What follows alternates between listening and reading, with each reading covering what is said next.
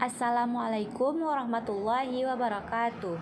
Perkenalkan, nama saya Fitri Mulyani, NIM 19016022. Baiklah, di sini saya akan mempresentasikan rangkuman materi mata kuliah pengantar sosiolinguistik. Simak penjelasan berikut ini.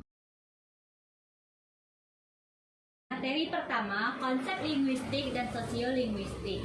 Yang pertama, hakikat linguistik dan sosiolinguistik. Linguistik berarti ilmu bahasa. Kata linguistik berasal dari kata Latin lingual yang berarti bahasa. Orang yang ahli dalam ilmu linguistik disebut linguis. Ilmu linguistik sering juga disebut linguistik umum karena tidak hanya mengkaji sebuah bahasa saja. Linguistik adalah ilmu yang mengambil bahasa sebagai objek kajiannya. Parera mengatakan bahwa linguistik umum merupakan satu ilmu yang otonom dan menggunakan metode-metode ilmiah. Lebih lanjut dijelaskan bahwa studi bahasa secara ilmiah dengan nama linguistik baru diambil mulai pada akhir abad ke-19. Menurut Martinet, telah ilmiah tentang suatu bahasa manusia, beliau memandang linguistik umum adalah linguistik yang berusaha untuk mengkaji kaidah-kaidah bahasa secara umum. Sumarsono tahun 2007 halaman 2 mendefinisikan sosiolinguistik sebagai linguistik institusional yang berkaitan dengan pertautan bahasa dengan orang-orang yang memakai bahasa itu. Sosiolinguistik adalah cabang linguistik yang mengkaji hubungan antara bahasa dengan faktor-faktor sosial di dalam suatu masyarakat tutur. Kedua, sosiolinguistik sebagai kajian interdisipliner. Sosiolinguistik adalah ilmu yang bersifat interdisipliner atau gabungan dua disiplin ilmu, yaitu sosiologi dan linguistik. Sebagai ilmu yang bersifat interdisipliner, sosiolinguistik berusaha menjelaskan kemampuan manusia dalam menggunakan aturan-aturan berbahasa secara tepat dalam situasi-situasi yang bervariasi. Menurut Abdul Child dan Leonard Agustin, sosiolinguistik berhubungan dengan perincian-perincian pemakaian bahasa yang sebenarnya, seperti deskripsi pola-pola pemakaian bahasa atau dialek dalam budaya tertentu. Pilihan pemakaian bahasa atau dialek tertentu yang dilakukan oleh penutur, topik, dan latar pembicaraan. Dulce dan Leone Agustina tahun 1995 halaman 3 menyatakan bahwa sosiolinguistik adalah bidang antardisiplin yang mempelajari bahasa dalam kaitan penggunaan bahasa itu dalam masyarakat. Fisman dalam Suito tahun 1983 lebih cenderung menggunakan sosiologi bahasa dengan pertimbangan karena studi ini pada hakikatnya mengkaji masalah-masalah sosial dalam hubungan dengan pemakaian bahasa. Hal ini diperkuat oleh Holmes tahun 1992 yang menyatakan sosiologi merupakan studi antara bahasa dan masyarakat. Sementara itu, Pateda tahun 1992 halaman 3 memberikan batasan sosiolinguistik sebagai cabang linguistik yang mempelajari bahasa dan pemakaian bahasa dalam konteks budaya. Seseorang dalam berbahasa harus memperhatikan konteks budaya tempat ia tutur. Diharapkan dengan memahami prinsip-prinsip sosiolinguistik, setiap penutur akan menyadari betapa pentingnya ketepatan pemilihan bahasa sesuai dengan konteks budaya. Sosiolinguistik merupakan ilmu yang bersifat interdisipliner, maka sosiolinguistik termasuk dalam pembidangan makrolinguistik. Maksud dari makrolinguistik adalah penganalisisan bahasa dalam hubungannya dengan faktor-faktor eksternal di luar sistem bahasa, termasuk dalam ilmu-ilmu terapan. Sosiolinguistik yang masuk area makrolinguistik sangat berguna untuk mengamati beberapa faktor sosial sebagai gejala sosial secara lebih jelas dan cermat. Kegunaan sosiolinguistik yang lain adalah dalam bidang komunikasi. Maksudnya adalah sosiolinguistik akan memberikan pedoman dalam berkomunikasi dengan menunjukkan bahasa, ragam bahasa atau gaya bahasa yang harus dipakai seseorang bila berbicara dengan orang lain. Dengan memahami prinsip-prinsip sosiolinguistik, seorang penutur akan menyadari betapa pentingnya peranan ketepatan pemilihan variasi sesuai dengan konteks sosial, selain kebenaran secara struktur gramatikal dalam pemakaian bahasa. Berdasarkan uraian di atas, dapat disimpulkan bahwa sosiolinguistik adalah ilmu yang bersifat interdisipliner yang mengkaji masalah bahasa dalam kaitan dengan penggunaan bahasa itu dalam masyarakat dalam situasi yang bervariasi. Bahasa dalam studi sosiolinguistik tidak hanya dipandang sebagai struktur saja, tetapi juga dipandang sebagai sistem sosial, sistem komunikasi, dan bagian dari kebudayaan masyarakat tertentu. Yang ketiga, sosiolinguistik sebagai linguistik terapan. Sosiolinguistik merupakan salah satu ilmu bahasa terapan yang mempelajari tentang problematika dialek suatu daerah dan juga topik bilingual dan multibilingual. Secara umum, yang dimaksud dengan ilmu terapan adalah pemanfaatan ilmu pengetahuan untuk merencanakan dan membuat desain bagi kegiatan yang praktis dalam kehidupan sehari-hari. Jika dikatakan sosiolinguistik sebagai linguistik terapan, itu berarti pemanfaatan ilmu sosiolinguistik untuk kepentingan proses pembelajaran bahasa. Linguistik terapan adalah studi tentang bahasa dan linguistik yang berkaitan dengan masalah-masalah praktis seperti perkamusan, penerjemahan, patologi, wicara, dan lainnya. Linguistik terapan menggunakan informasi dari sosiologi, psikologi, antropologi, dan teori informasi suatu ilmu linguistik untuk mengembangkan model-model teoritis bahasa dan penggunaan bahasa, kemudian menggunakan informasi dan teori di bidang praktis seperti desain silabus, terapi bicara, bahasa perencanaan, gaya bahasa, dan lainnya. Linguistik terapan juga dapat diartikan sebagai suatu ilmu yang berusaha menerapkan hasil penelitian dalam bidang linguistik untuk keperluan praktis. Linguistik terapan dapat juga dimanfaatkan untuk memecahkan persoalan-persoalan praktis yang banyak sangkut pautnya dengan bahasa. Jadi, linguistik hanya dipakai sebagai media alat. Misalnya, dalam pengajaran bahasa, linguistik dapat dimanfaatkan untuk mengajarkan bahasa agar perolehan anak akan lebih meningkat. Adapun objek kajian linguistik terapan tidak lain adalah bahasa, yakni bahasa manusia yang berfungsi sebagai sistem komunikasi yang menggunakan ujaran sebagai media.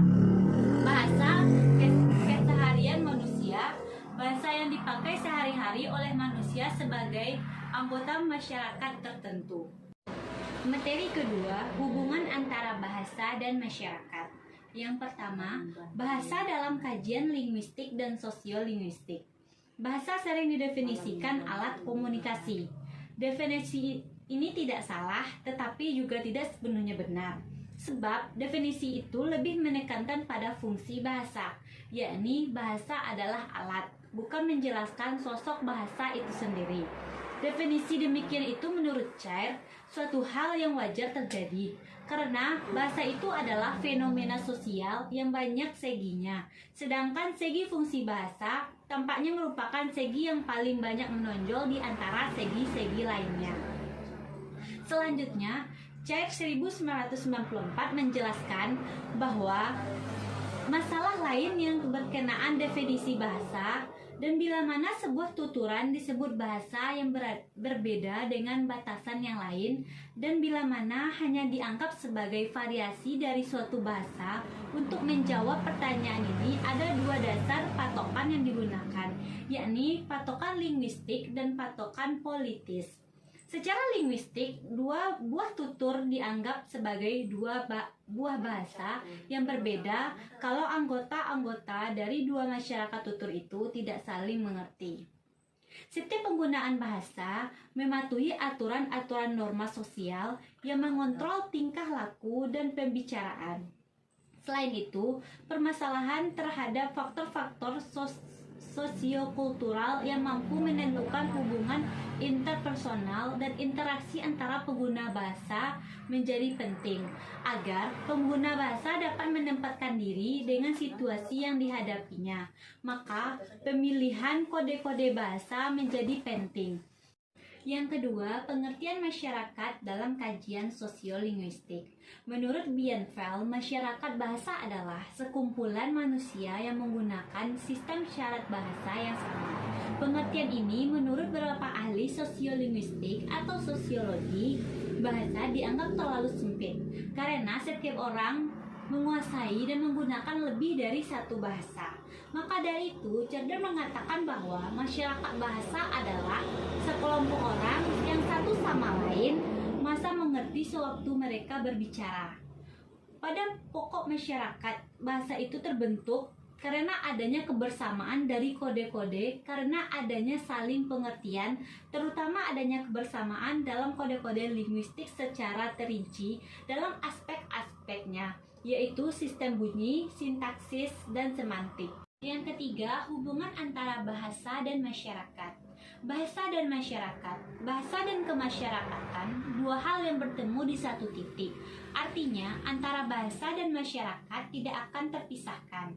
Bahasa sebagai sistem lambang bunyi yang arbiter digunakan oleh anggota masyarakat sebagai alat komunikasi, berinteraksi, dan mengidentifikasi diri.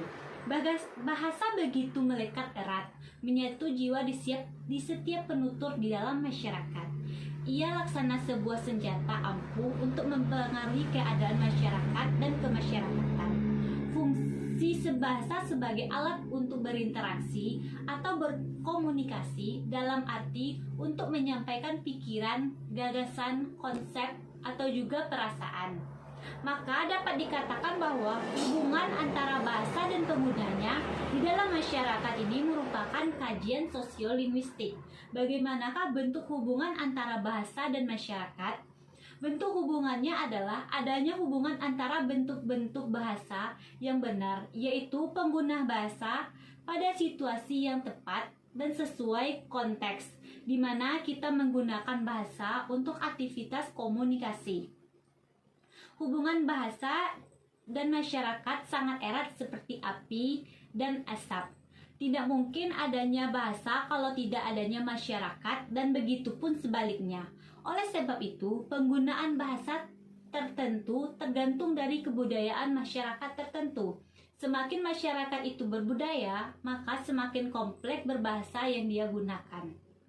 Yang keempat, sosiolinguistik dan sosiologi bahasa. Sosiolinguistik adalah ilmu yang interdisipliner. Dalam istilah linguistik sosial linguistik. Kata sosio adalah aspek utama dalam penelitian dan merupakan ciri umum bidang ilmu tersebut. Sosiolinguistik lebih menekankan kepada bidang kajian tentang bahasa, yang bahasa berkaitan dengan masyarakat, sedangkan tentang masyarakat sosiologi bahasa lebih menekankan kepada bidang kajian tentang masyarakat yang berkaitan dengan bahasa. R.A. Houston dalam bukunya Sosiolinguistik 1983 telah menafsirkan sosiolinguistik sebagai kajian tentang bahasa dalam kaitannya dengan masyarakat. Sedangkan sosiologi adalah bahasa didefinisikan sebagai kajian tentang masyarakat dalam kaitannya dengan bahasa. Materi yang ketiga, kontak bahasa dan diglosia. Yang pertama, pengertian kontak bahasa. Thomason tahun 2001 halaman 1 berpendapat bahwa kontak bahasa adalah peristiwa penggunaan lebih dari satu bahasa dalam tempat dan waktu yang bersamaan. Penggunaan bahasa ini tidak menuntut penutur untuk berbicara dengan lancar sebagai kedewibahasaan atau multibahasawan. Namun, terjadi komunikasi antara penutur dua bahasa yang berbeda pun sudah dikategorikan sebagai peristiwa kontak bahasa. Yang kedua, kontak bahasa dan kebudayaan. Menurut Koenjaraningrat dalam Nurside dan Maxson tahun 2002, halaman 67, kebudayaan mempunyai paling sedikit 3 wujud. Ketiga wujud itu adalah yang pertama, wujud kebudayaan sebagai suatu kompleks dan ide-ide, gagasan, norma-norma, nilai-nilai, pengetahuan, dan sebagainya. Yang kedua, wujud kebudayaan sebagai suatu kompleks aktivitas melakukan berpola dari manusia dalam masyarakat. Dan yang ketiga, wujud kebudayaan sebagai benda-benda hasil manusia. Yang ketiga, kontak bahasa, kontak kebudayaan, dan pengembangan identitas budaya. Bahasa adalah alat pengembangan kebudayaan, jalur penerus kebudayaan, dan inventaris.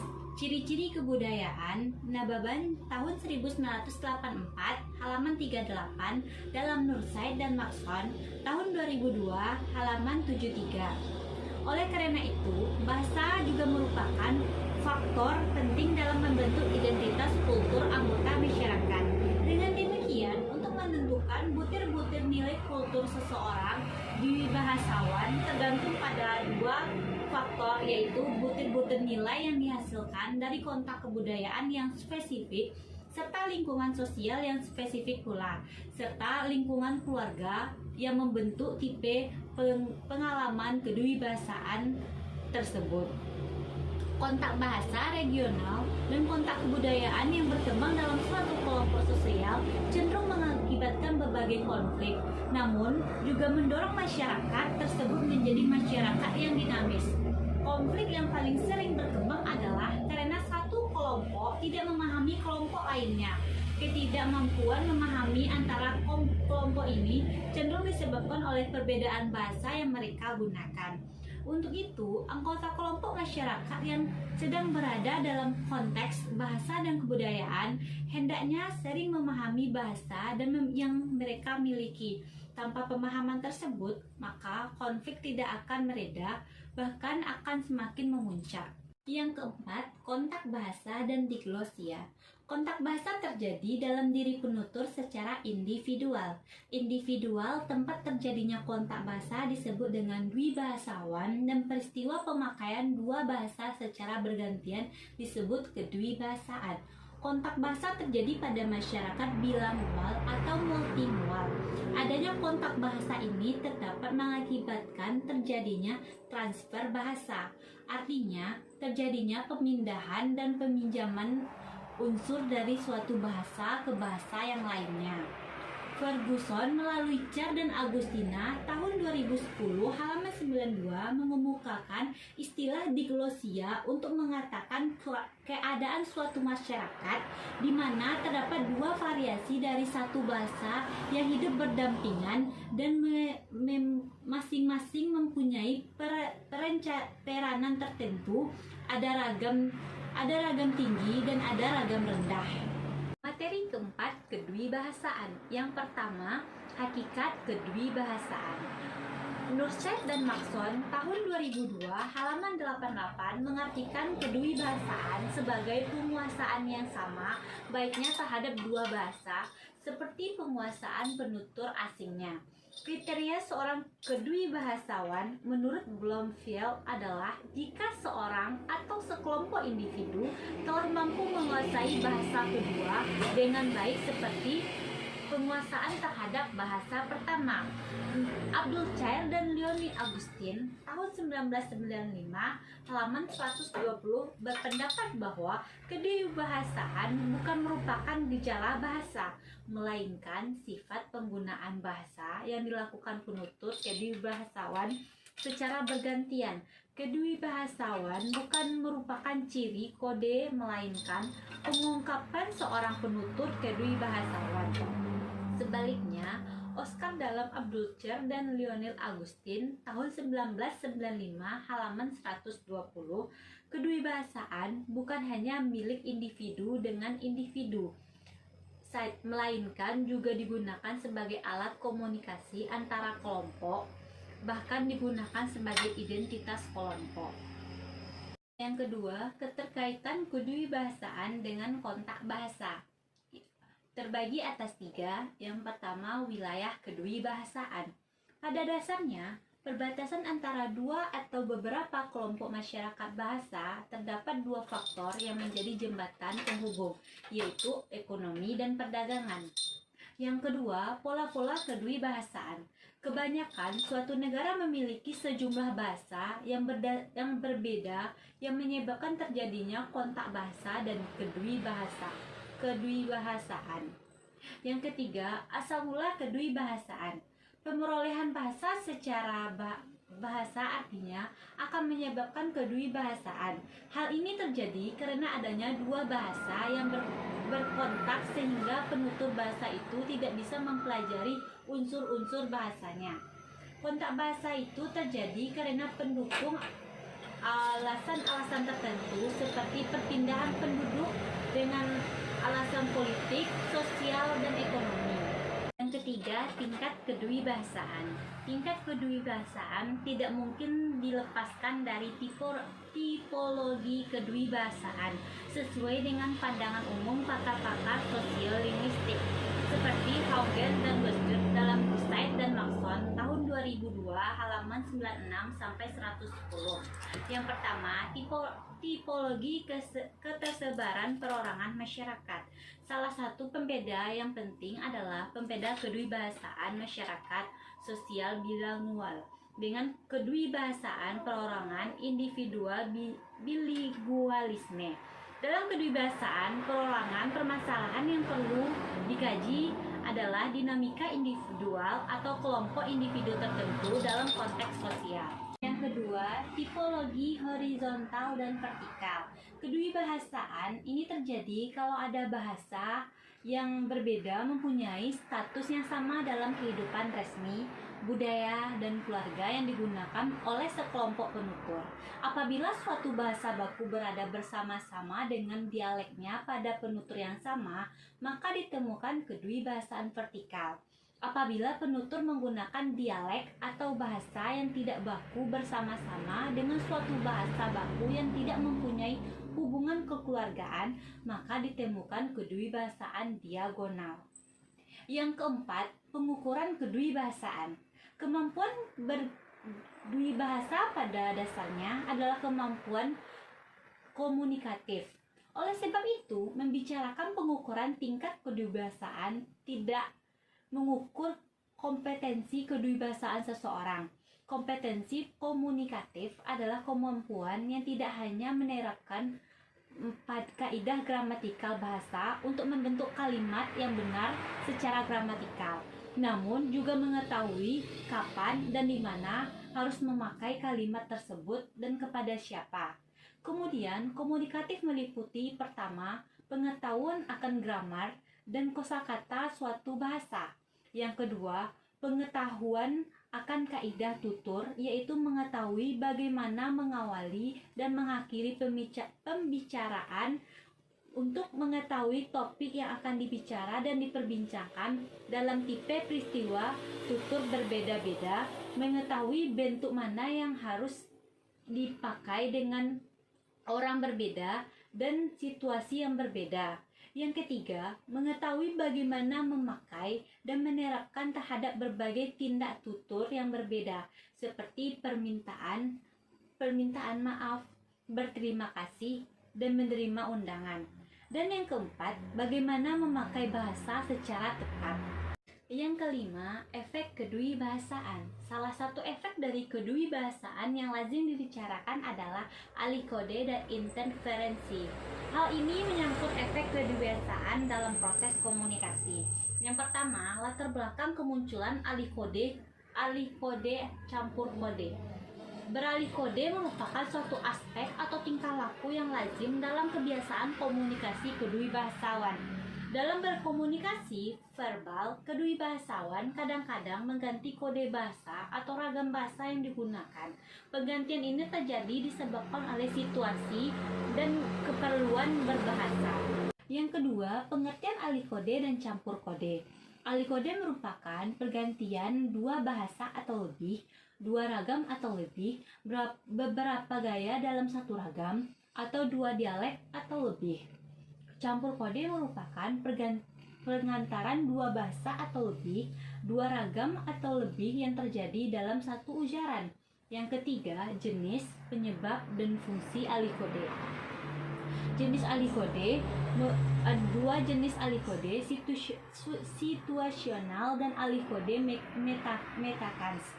Penyebab ahli kode, tindakan beralih kode cenderung disebabkan oleh kesenjangan, yaitu oleh penafsiran penutur terhadap situasi dan konteks komunikasi. Fungsi ahli kode, fungsi ahli kode adalah untuk membangun atau mengembangkan rasa persahabatan, kekerabatan, dan solidaritas terhadap lawan bicara. Materi kelima, interferensi dan integrasi bahasa. Yang pertama, pengertian interferensi.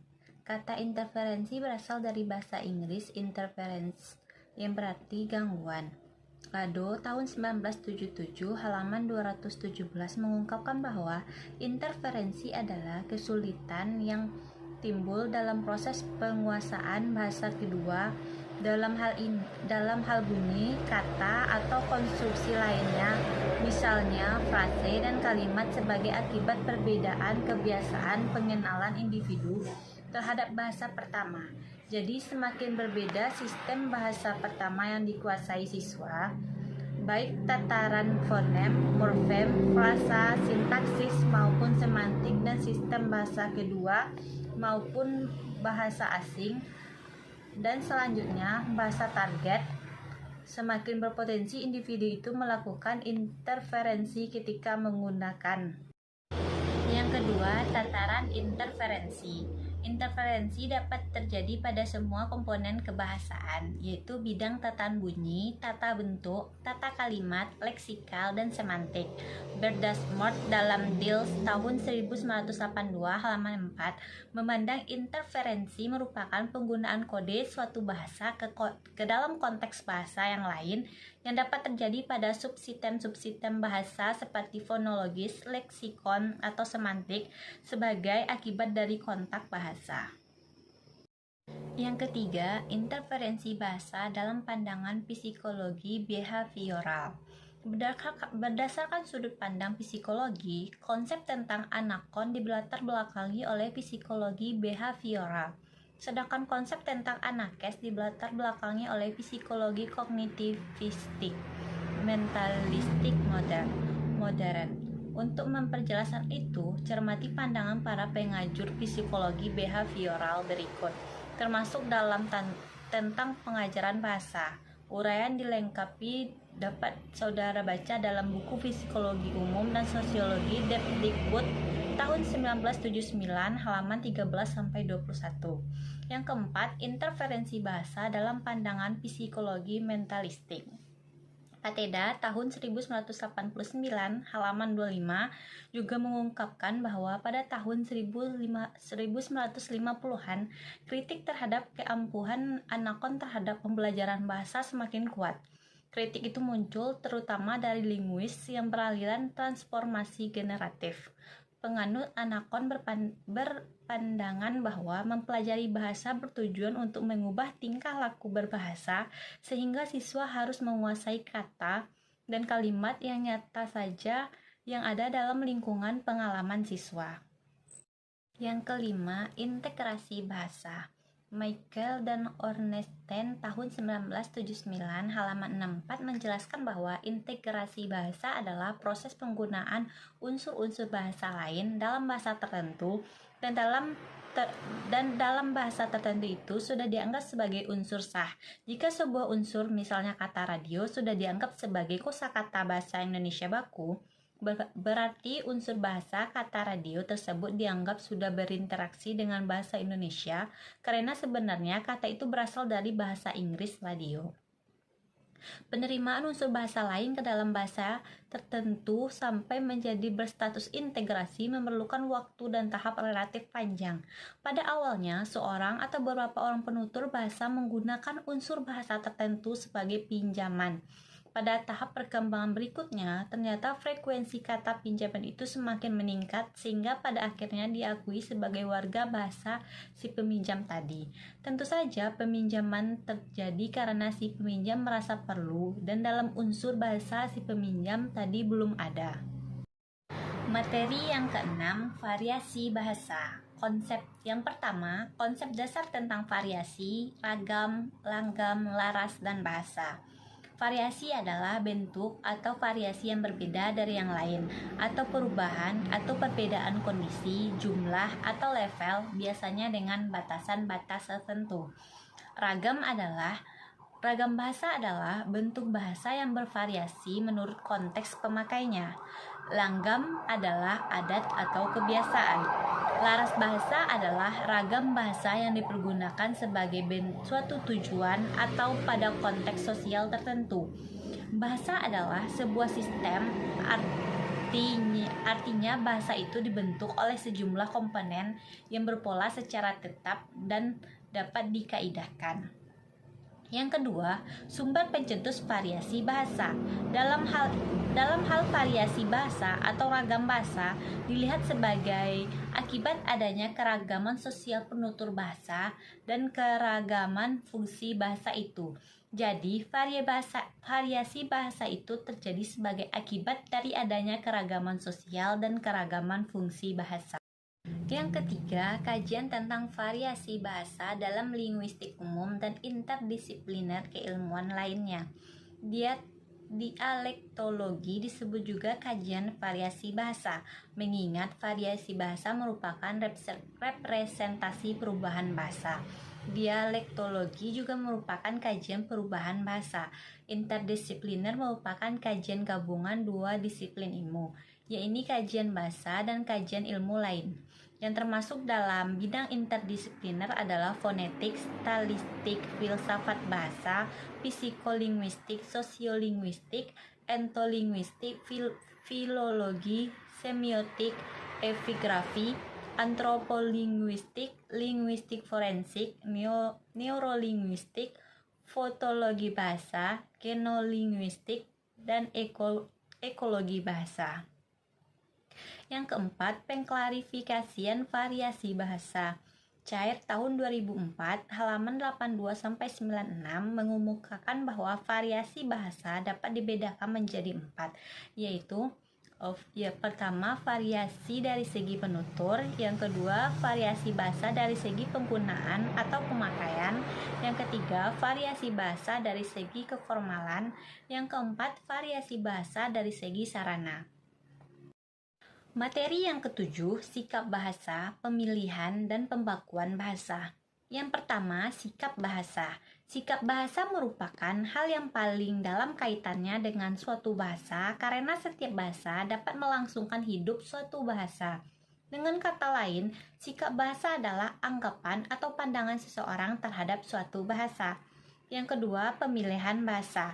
Dalam masyarakat bilingual, persoalan pemilihan bahasa sangat berperan dalam memperhatikan beberapa hal yang menyangkut fungsi dan situasi. Yang ketiga, pembakuan bahasa. Pembakuan bahasa adalah penentuan ukuran atau norma rujukan. Pembakuan bahasa adalah penentuan ukuran atau norma rujukan yang digunakan sebagai kerangka rujukan atau patokan dalam penggunaan bahasa oleh masyarakat pemakai bahasa yang bersangkutan. Yang keempat, struktur linguistik bahasa baku. Dan yang kelima, perencanaan dan pembakuan bahasa Indonesia sebagai bahasa nasional. Materi yang ke-8, pendayagunaan sosiolinguistik dalam pembelajaran bahasa Indonesia. Yang pertama, pendayagunaan sosiolinguistik dalam metode pembelajaran bahasa beraliran behavioristik. Bahasa sebagai alat komunikasi tidak dapat dipisahkan dalam kehidupan masyarakat. Dalam linguistik dikenal dengan adanya 3 aliran tradisional, struktural dan transformasi. Dalam psikolinguistik terdapat 3 aliran yaitu tradisional, behavioristik, dan kognitivistik atau mentalistik. Salah satu metode pengajaran bahasa yang dilatar belakangi oleh psikobehavioral adalah metode audiolingual.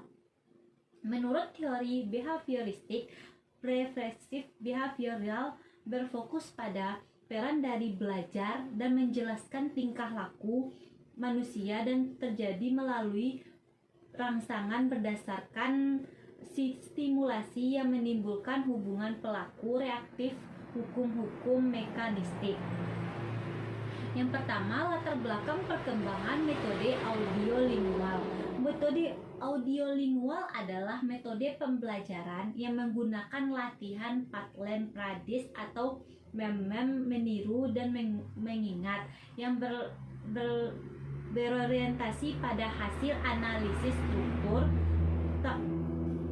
struktur bahasa antara bahasa itu pembelajaran dengan bahasa asing yang dipelajari dan didalami latihannya untuk menentukan pola kalimat. Yang kedua, landasan teori kebahasaan metode audiolingual. Metode audiolingual dipelopori oleh kedua tokoh tersebut, yaitu Carles Freies dan Leonard Bloomfield, serta tokoh tersebut juga melandasi penyusunan metode pembelajaran bahasa sesuai dengan konsep linguistik struktural.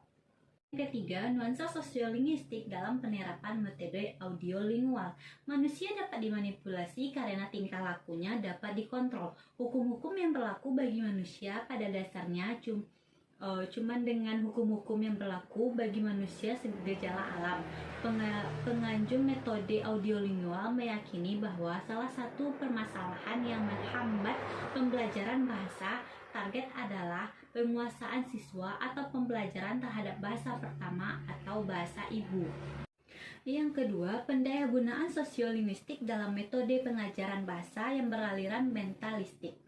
Keberatan utama pengajar psikologi mentalistik adalah teori-teori behavioral bersifat mekanistik, padahal kondisi psikis manusia dan perkembangannya tidak akan pernah menyerupai peralatan mekanis.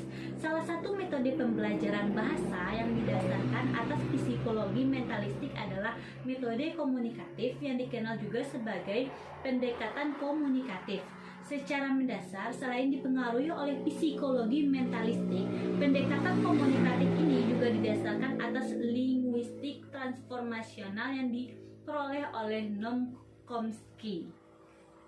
Sekian materi yang dapat saya sampaikan. Kalau ada salah dalam pengucapan dan kata, saya mohon maaf. Saya akhiri dengan wabillahi taufik wal hidayah. Wassalamualaikum warahmatullahi wabarakatuh.